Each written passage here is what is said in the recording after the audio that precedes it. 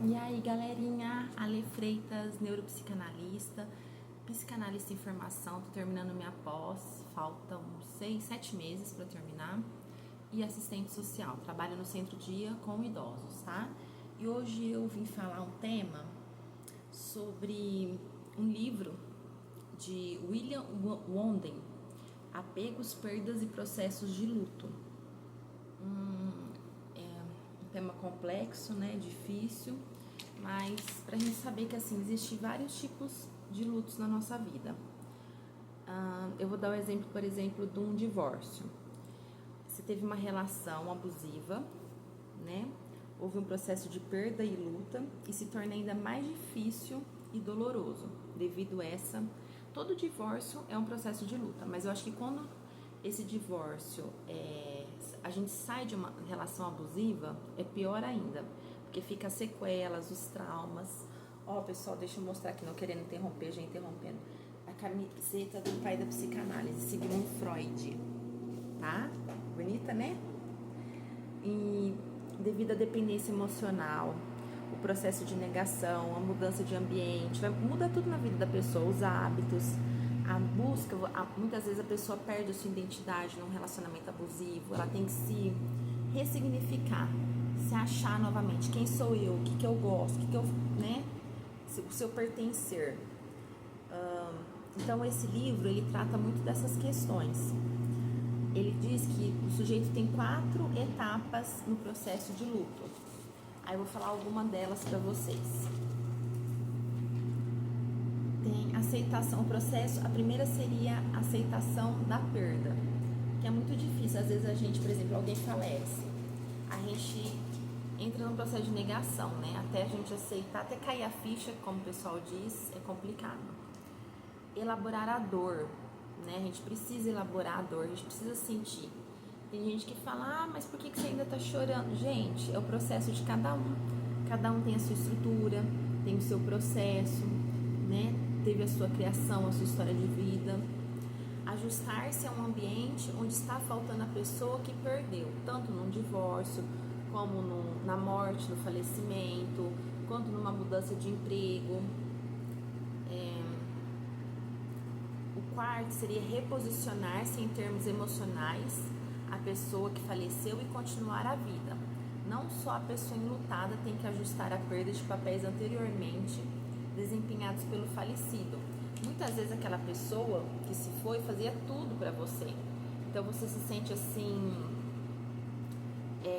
como que eu falo, perdido. Falo, meu Deus, e agora? O que vai ser de mim? Como que eu vou me virar?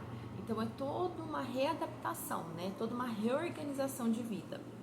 Mas a morte também os confronta com os desafios de se ajustar ao seu próprio sentido de self. Self é o eu. E agora?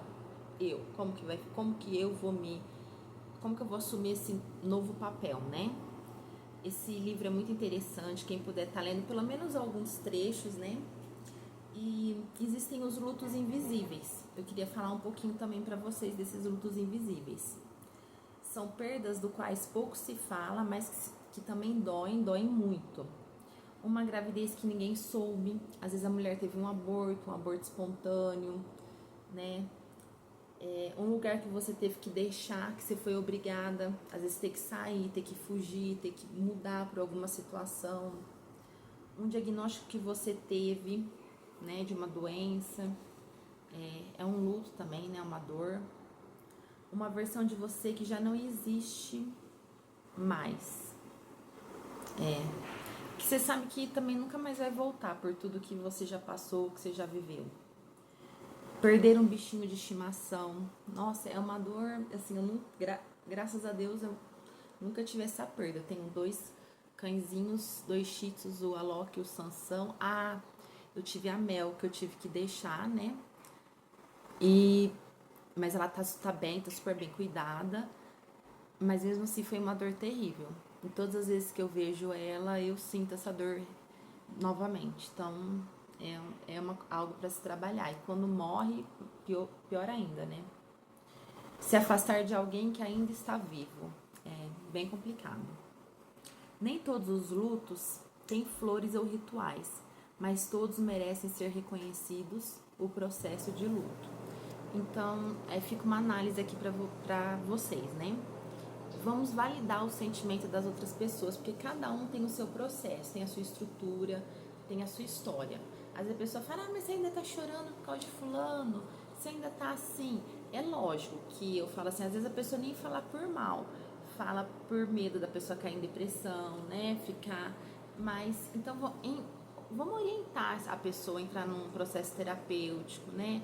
Conversar com um psicólogo, com um psicanalista, alguém especializado, né? Alguém especialista nesse campo. Porque às vezes a gente acaba falando algumas besteiras e deixando a pessoa ainda pior, tá? Deixa a pessoa sentir, passar nesse luto, sofrer, chorar, viver tudo que ela precisa viver e tentar ressignificar a partir daí, tá? Um beijo, fique com Deus, meus amores.